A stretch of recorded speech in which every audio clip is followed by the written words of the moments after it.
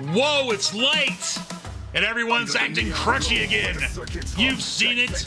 Jittery vibes, fragmented speech, glassy stares, glitched smile laughter that never reaches the eyes, people who look like they're buffering while talking, outfits that feel like meme collages, conversations that loop without meaning, and you think, that's just TikTok brain. But it's deeper than that. You're witnessing the emergence of the crunch layer. I'm Focused Dan. This is Midnight Transmission. Crunchy used to mean hippie. Now it means unstable, overstimulated, algorithm damaged. The crunch layer isn't a personality, it's a symptom. A visible glitch in the way someone walks, talks, posts, stares at things they used to love. Crunch is the behavioral fallout from living too close to spectacle radiation. Too many aesthetics, too many hot takes, too many filter stacks, too many sound bites pretending to be insight. Crunchy people are decoding in public. They don't even know it's happening. This isn't about mental health. It's about media saturation thresholds. The human mind wasn't meant to carry 1,000 perspectives an hour.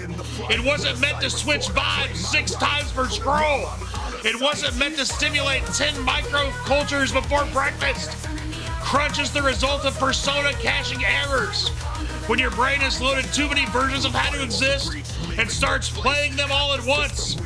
You see it in speech patterns. 1 second, soft girl. Next second, trad cat doomer.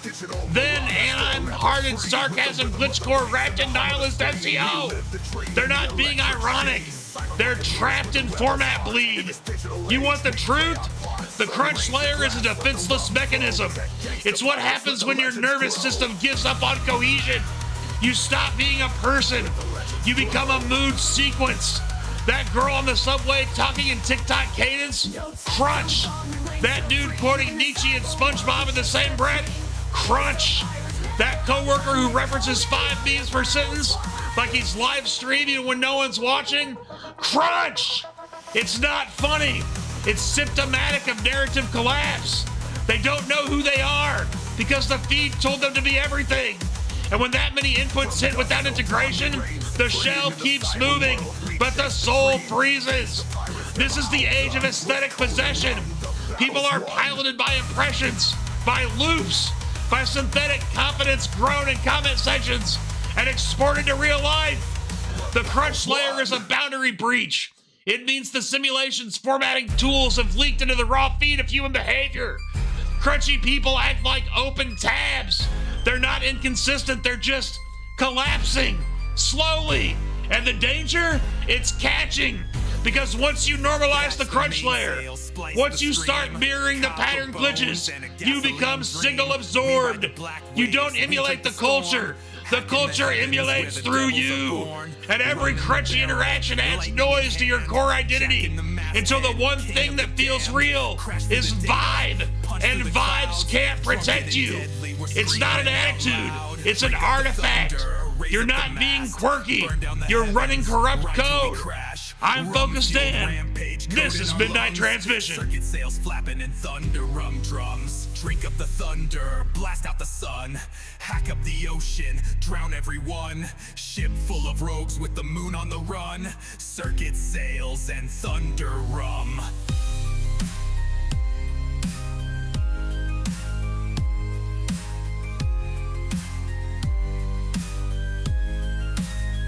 Whoa, it's late, and the screen is whispering again.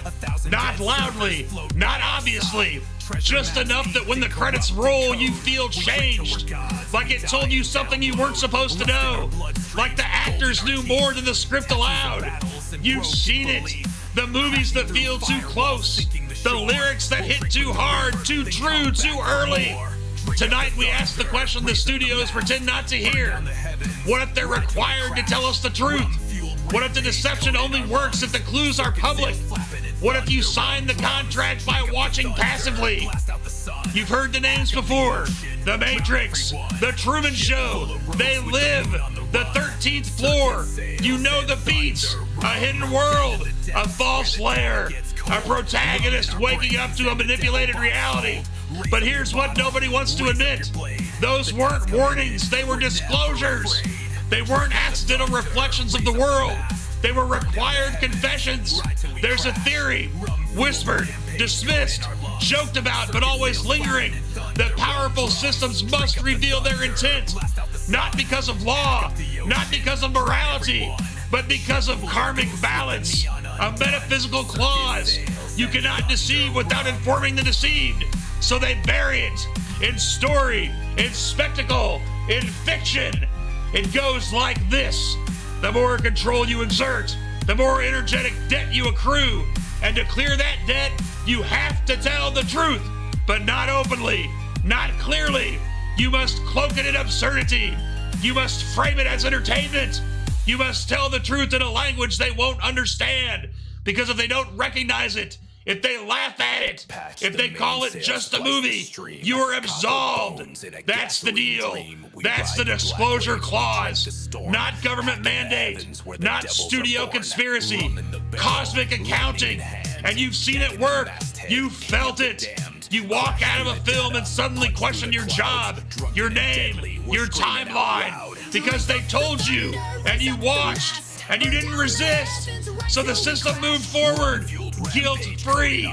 Let's take it deeper. What if every major cultural product is a ritual? What if the act of audience attention completes the circuit? They don't just make a movie, they encode intention into it. And when you watch, with eyes wide, heart open, brain foggy from popcorn and lights, you accept the input. But they can't lie, not fully, so they leak. They embed, they encrypt truths and symbols, monologues, strange edits and sound designs. They seed the truth in fragments. So if you wake up, you'll look back and say, they warned me, I just didn't listen. That's the beauty of the clause. It protects the magician, even if the trick ruins the world, because you clapped, because you paid, because you watched it happen and said, that's deep, bro. This is why the Matrix still hits, why the Live feels sharper today than it did in '88, why Black Mirror keeps predicting things by accident. They're not predicting, they're signaling, they're clearing the karmic ledger, they're telling you what you're agreeing to, because truth designed as fiction is the safest way to confess. You ever notice the discomfort that lingers after certain films? The existential hangover? The dreams that come days later that aren't yours? That's not just good storytelling. That's energetic implantation. They left something in you. A symbol, a code, a signature. And the only reason they're allowed to do it is because you said yes. You walked in. You sat down. You absorbed. And the spell only works if you believe you're not under one. They didn't hide the truth. They sold tickets to it. They didn't whisper. They sang in Dolby Surround. You weren't misled. You were prepared. I'm Focus Dan. This is Midnight Transmission.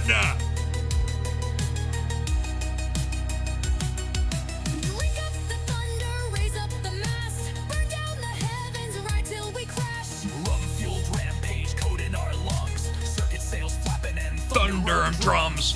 Whoa, it's late. And the feed is primal again. You scroll past the news, the deaths, the trends, and there it is again. A gorilla, 100 men. Not a metaphor, just the same stupid debate looping endlessly like it's trying to see if you'll finally bite. It starts with a question. How many men would it take to beat a gorilla? But this isn't a fight, it's a test. Welcome to the Gorilla Loop. I'm Focus Dan. This is Midnight Transmission. You've seen it. You've probably engaged with it. 100 untrained men versus a gorilla? Who wins? At first it's funny, then it's everywhere. TikTok, Reddit, X, YouTube Shorts, recycled, rewarded, reanimated. Some guys bring diagrams. Some bring fight math. Some bring passion like they're in the arena right now. But here's the thing. Nobody's actually trying to win this fight. They're trying to measure you. Because this isn't a question about combat. It's a question about conditioned belief. Think about it. You're being asked to visualize a cartoon-level scenario. Not just to test logic, but to track how you emotionally respond to absurdity. Do you get angry? Do you laugh? Do you cite biology, psychology, or military strategy? Do you pick a side? They're not asking who wins. They're watching how quickly you identify with the concept. That's the loop. The gorilla loop isn't a meme, it's a diagnostic. A neural sonar ping that reveals where your instincts are at. You want the truth? The debate is a bot test. It's bait for engagement, but not just for clicks. It's an ambient aggression probe. They're measuring. How confrontational are you? How long will you argue over a fantasy fight? What type of media keeps your attention when nothing real is happening? The gorilla loop isn't about violence, it's about passivity. It watches how you burn energy on nothing. They've replaced ideology with simulation combat. Politics? Too messy. Morality? Too slippery. But could 100 dudes take a gorilla? That's clean, binary, clickable. It's a replacement for actual confrontation. You're not fighting the system.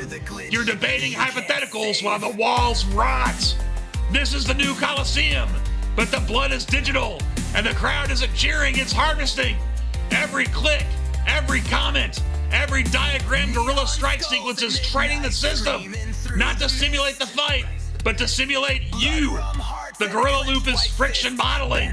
They want to know how much absurdity you'll accept before you either snap or surrender. You think you're arguing about primates and punch stats? You're defining your resistance threshold. They're testing for low-stakes obsession, testing how far your critical thinking bends before it breaks, and testing if you're ready to replace all action with simulation.